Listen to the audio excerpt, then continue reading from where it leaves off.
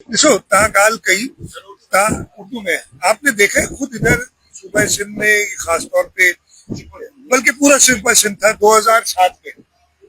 मुझे अच्छी तरह याद है 2007 में भी जब हम 2002 से लेकर 2007 तक जब यहाँ पे फौजी बैक हुकूमत थी, उस वक्त भी जब हम गड़ी खुदाबक से सखर जाते थे तो हमें फौजी कॉन्वॉय का इंतजार करना पड़ता था। मैं अपने गांव सेवन से जब जामशोर हो जाता था तो फौजी कॉन्वॉय में जाया करता था।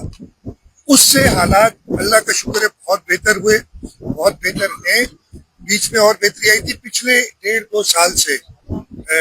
जरूर मसाइल हुए, फिर वो इंटरिम गवर्नमेंट में भी वो मसाइल कंटिन्यू किए, लेकिन इस वक्त जो आज से 1-1.25 साल पहले सूरत हाल थी उससे बहुत बेहतर है। मैं ये नहीं कह रहा कि तसल्ली हो जाए, बिल्कुल हमें कंसर्न है। उसी सिलसिले में हमारा होम डिपार्टमेंट, हमारी पुलिस वफाक के साथ मिलकर काम कर रही है।